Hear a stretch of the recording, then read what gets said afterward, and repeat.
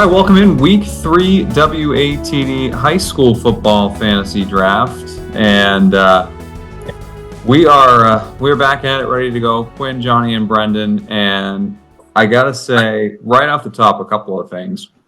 You look over the box scores week to week, and there have been so many ridiculous performances already through 2 weeks this season. Some we've hit on, some we haven't had. I think we had.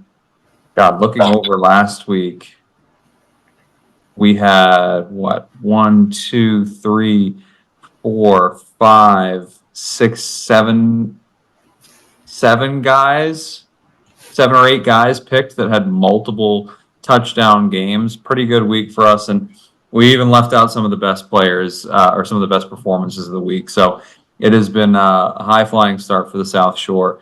So a lot of good options to pick from, and we're going to get to that very soon. I will say one other thing that I want to get out of the way. Last year was great, kind of figured out how to get stats and gather stats a little bit better than our first year doing this. Huddle was a big help in that. Huddle changed their entire platform this year. So basically, everything, if you navigate to huddle.com, it switches you to fan.huddle.com. So unless you are like a member of a team, and I assume a paid account, can't even figure out how to get on that, but you have to be tied to a team. You can't see stats in a given game. So I'm just going off of what's reported in the box scores. Unfortunately, it's not been as robust as it has been last year. So don't really know who's winning and who's performed well these first 2 weeks. I'm trying to find some workarounds. But in any case, we will rotate the order of the draft, seeing as we don't really know officially who has won these first couple weeks. So this week it'll be me, then Johnny, then Brendan. So with that, I'm going to get right into it. I am going to go with my first overall pick. Looking over what we've got available this week, I think the position that I feel least strong about is probably running back. So I'm gonna go with the one guy that jumped off the page for me right away at that position. I'm gonna go with Gus Green from Cohasset. I think they've got a very favorable matchup this week against a Wareham team that shouldn't present too much of a challenge for them. They've had 2 really tight games these first 2 weeks, come out just on the wrong side of them. I think 1 point affairs in both games, maybe 2 points this week, 1 point week 1. I think they're going to be looking to exercise some demons against a much lower level competition. So I'm going to go with Gus Green and hope he could have a big game. All right, Johnny. Yeah, I'm going to look running back first as well. There's a couple of teams that I've been eyeing that have kind of a couple guys. So it's just a matter of picking the right guy. I'm going to go to the Abington at Silver Lake game. I'm hoping I pick right. I'm going to go Mason Nash this week. So, I think that's going to be a really good game. I think Abington is going to come out ready to go. I think so is Silver Lake. So I think that's going to be a good game, and I think Mason will play a part in that. Yeah, no question. We have that. We're going to have that game for you live on WATD Plus on Thursday night, special 6:00 start time. So we will we'll get our first-hand look at how that one breaks down. But Abington's looked really good through 2 weeks. Kind of had a good offensive night against Duxbury, who then shut out Mansfield the very next week, and picked up a big win this past week. So I think they'll look to get the ground game going against Silver Lake, and I think Mason will be a big part of it. So good stuff. All right, Brendan. I know this guy's already been picked, I think, during the course of our drafts during the season to this point, but he was just in studio, so I just feel obligated to pick him based on the matchup, and that would be Davin Troy. I feel like this is going to be a massive game for him. Good chance to have a big bounce back week because, as we mentioned on the show, like the game plan hasn't gone in Marshfield's favor early, so he hasn't been as big of a factor as we're used to seeing. I see him turning the tide here tonight or this week and having a massive game. I thought it was interesting that he attributed it entirely to the pitch count. I felt like it was a little bit matchup kind of a lower usage because of the matchup as well. I kind of assumed they were struggling to run it against St. John's Prep. It wasn't coming as easily as a passing game against Methuen. But yeah, I mean, I think this is the week that he could probably get his numbers against Bridgewater Raynham on a much smaller amount of carries. So I could see him ripping off a few big ones and yeah, and putting up some points this week. And I'll say you can find it right now. We just put it up tonight on or as of this recording on Monday night on the website. If you missed our interview with the Marshfield captains, go and check it out. Tommy Bongelati, really unprompted, gave one of the better endorsements of a fellow captain that I have ever heard. Waxed poetically about Daventry and what he means to the Marshfield team. And honestly, I think the interview was worth it just for that. I thought that was a really cool moment as far as the in-studio interviews we've done over the years. It was really special to watch one teammate talk about another like that. So go and check it out, 959watd.com. All right, round two. I'm going to jump into it with, I'm going to get my quarterback off the board here. I think it's a good matchup for them. They had a rough week one, played an out-of-state opponent this past week, and took it to them. I'm going to go to the Milton game, and I'm going to give Patrick Collins the first look of the season. They've got Framingham this week. I feel like Framingham has just not been particularly good for a lot of years, and I like Collins coming off of a really big week this past week. I'd like him to kind of stay hot and lead my team. So Pat Collins, quarterback from Milton. All right, Johnny, take us in round two. I'm also going to go quarterback. I'm going to go with a guy who has led Carver to a pretty solid start here. I think one that has surprised a few people, but I'm going to go Jack Balzerini from Carver. I think it's an intriguing matchup against West Bridgewater. I think that's going to be a really good one. Carver's going to look to continue their hot start after, losing a good chunk of their team after the Super Bowl trip last year. But I think Balzerini has done a good job of steadying that ship and kind of gotten them to this point.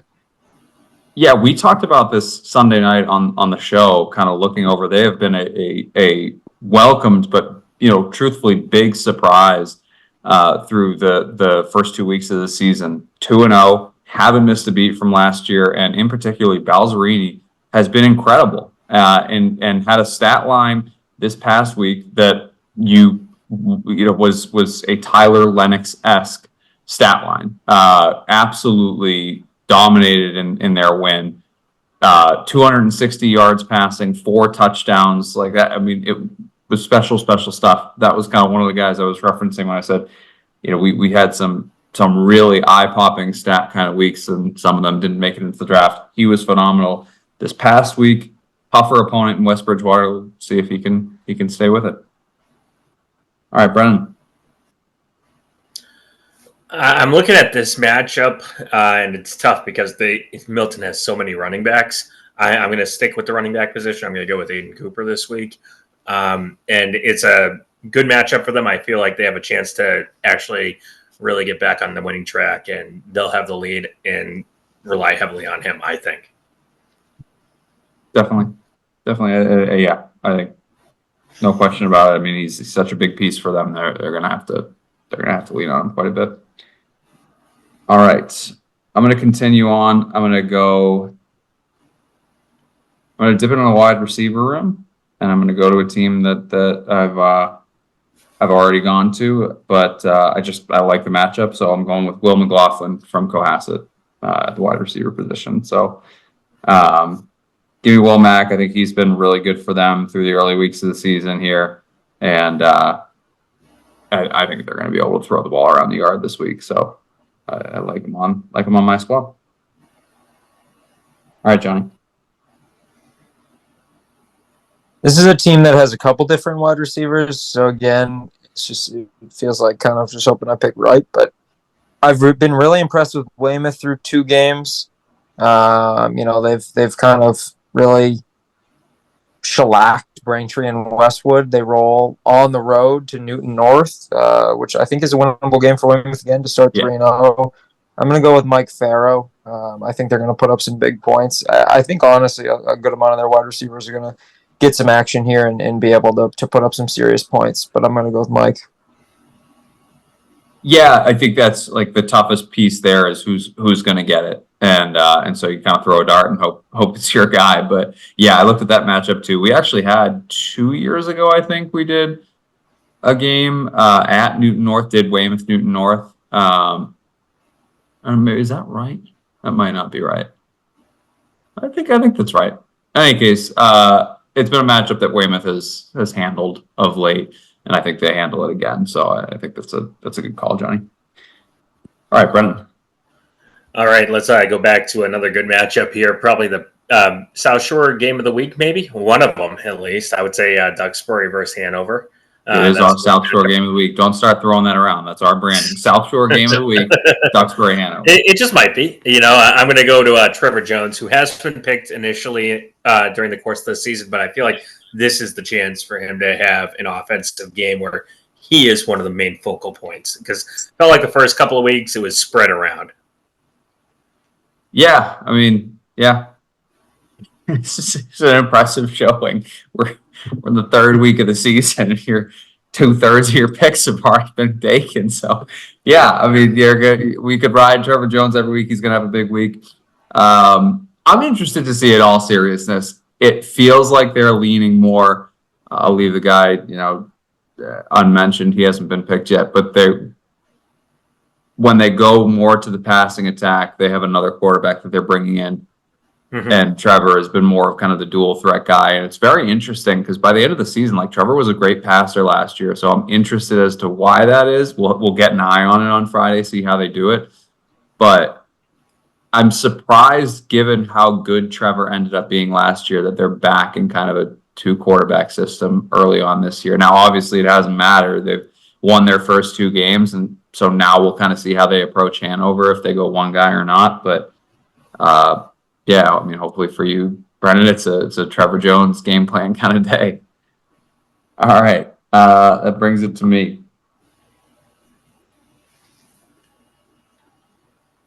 In between here, all right, I was gonna go with my running back. I think I've got a few different options I'm eyeing at receiver, so I'm gonna go with my running back here. I'm gonna go Reese Dunton from Pembroke, a guy who was kind of forced into action last year due to a lot of injuries, and proved himself to be a really talented running back. I think the matchup for them this week, Norton coming off of a big loss. I don't remember who got him. East Bridgewater, I think, just beat Norton pretty bad this past week, if I'm not mistaken. Yeah. And really ran all over him. They had two separate rushers that had 162 yards each, and then another that had 107 yards. So EB put 424 yards on the ground on Norton this past week. So I love the idea of Pembroke going in and being able to run the ball on them. And I love even more the idea of Pembroke having a game. It's nice to see one on the schedule for them when I pick them. Shout out the Pembroke defense last week for me. That was a total brain fart. So my bad there, Titans. I just couldn't stand to have you on a bye. All right, Johnny, your round 4 pick. Yeah, I'm going to go wide receiver again. This is a matchup that we covered last year. It's a tough matchup. It's admittedly an offense coming off of a loss in which they only scored 7 points, but I'm going to go to Brockton. I'm going to go Jaden Wooten, wide receiver. I think if they're going to beat Franklin, they got to get some different guys involved, and I think he's one of them. So I think they got to get that offense going. They got to open things up, and Wooten's a guy that can do that. Yeah, I mean, he's talented. They've got some talent on offense. I don't hate going back to that matchup, Johnny. I think that even this past week they didn't win, but they had guys go out and get their numbers. Luke Turco was great for you this past week. He had over 100 yards. He had a few extras in receiving totals. They're going to move the ball. Like, I think they're just a little bit better equipped this year, which is kind of crazy. Obviously, no Cam Montero, but I think they're a little bit better equipped to kind of get the offense going and rocking and rolling. And yeah, I mean, I think you probably could get something out of Wooten there tonight. So, all right, Brendan. Oddly enough, I was also looking at the Brockton-Franklin matchup for my first wide receiver pick, and I was going to go with another Brockton standout, Jared Mighty. I feel like he is one of the best athletes on the team, has consistently been one of the best track athletes in the state, and I feel like if Brockton's going to start getting some points, putting up numbers, it's going to have to start with the passing game, at least at some point this season. Once they get into SEC play, maybe we see them return to their roots, but against a team like Franklin, you're going to have to pass the ball, and you're going to need a speedster. That's why I'm going to go with Jared Mighty. All right, I like it, Jared Mighty. He's probably, I think as good as Turco is, I think Jared's probably the best pure athlete they have on the team. And a guy like that is just kind of bound to make something happen in my mind. So, yeah. I mean, who would have thought Brockton, 2 wide receivers off the board back-to-back from Brockton. We are reaching back into the K.O. Austin who became Montero days of our first season doing this. So, yeah, good stuff, boys. All right. I will literally try to battle through some of these technical difficulties with the old cam, but you don't want to look at my face anyways, folks. So I'm going to go with my 5th-round pick here. I'm going to jump into, I'm so tempted to do it. I'm going to jump to my defense. It's kind of been my calling card. I like to go with the early D, and I guess I'm just a morning guy. And I think, God, I'm really tempted to triple down here, but I think I'm gonna refrain from doing it. It just feels like a little bit much to me. I'm going to go with the Plymouth North defense. They're playing Sandwich this week. I think that's a pretty favorable matchup for them playing a South Shore League opponent. I don't know. I like their chances to take care of business in that one, and they're going to need to step up. It looks as though their quarterback Colin Reynolds suffered a fairly serious injury this past weekend. So hopefully the defense is motivated to go out and have a big performance. All right, Johnny. I'm going to go to the Hanover Duxbury game, Friday night game of the week. I'm going to go with Aiden Booten. I think he's a guy that they're going to have to set the tone on the ground against a stout Duxbury team, and then that opens up their passing game. So I think Aiden's going to be able to unlock some things for them, and I think he's going to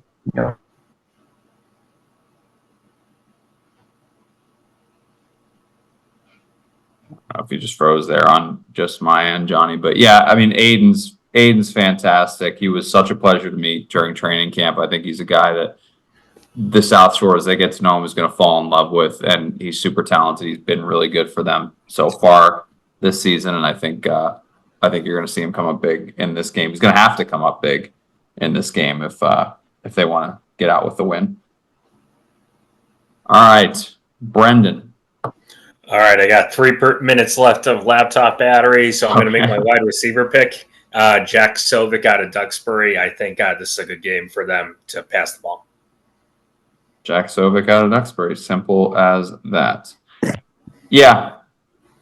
This is another one where I think it's early in the season. It's just kind of figuring out who's going to be that kind of top wide receiver target for Duxbury. And, so I think it's as they kind of figure that out, it's a little bit of a guessing game on our part, trying to, see who's gonna be the guy to get the touches in a given week. I think could be Jack, and best part of all is we'll be able to keep track of stats on site. So I'll take that as a win. All right, final round pick. I need one more wide receiver to close out the board, and I don't love the matchup there. I'm gonna go No, you know what? It doesn't really matter. I'm going to go with Marquise Rodriguez-Smith out of North Quincy. Maybe getting him a week too late. He was awesome against Oliver Ames this past week, going up against a Braintree team that's clearly still finding their identity. Hoping he can come up big. So I'm going to go with Marquise Rodriguez-Smith out of North Quincy is my final wide receiver. All right, Johnny. I'm actually going to go right back to that game with my defense. I'm going to go North Quincy defense. I think they looked pretty good against Oliver Ames. A large part of that is just Braintree has struggled to find their identity offensively, and I don't think has scored a point yet. So I'm sure me, kind of picking against them with the defense they're going up against will be a kind of motivating factor to go score. But I'm just going to ride the hand and go with North Quincy defense.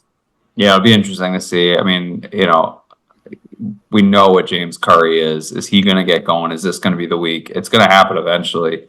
So North Quincy just trying not to be the week that it happens. But I don't think that they've been North Quincy's been good through 2 weeks. So I like the pick, Johnny. Brendan, your final pick of the draft. I'm going to go defense, baby, and a good matchup this week. I'm going to go with Braintree going against Framingham, Bay State Conference. I think this is a good chance for the Milton going against Framingham. Milton, is it Milton? Yes, Milton. Whoever's going against Framingham, that was my pick. Okay, I just looked at the wrong dash on the board. So Milton going against Framingham. Yeah, listen, that's why I went to that matchup. I think that's one that Milton takes care of business, especially coming in, riding kind of hot after a big win this past week against Cumberland, Rhode Island, or not Cumberland, Rhode Island, some team in Rhode Island Central. I initially thought on the schedule, I was like, wow, Milton put Springfield Central on their schedule. That was ambitious, but it was Central High School in Rhode Island. They took care of business in that. I think they take care of business this week as well. So I think so, a solid pick there. All right, that wraps it for us. Week 3 fantasy draft in the books. Very nice stuff. We'll have this out on our socials at SE on WATD on Twitter. You can find it on YouTube as well.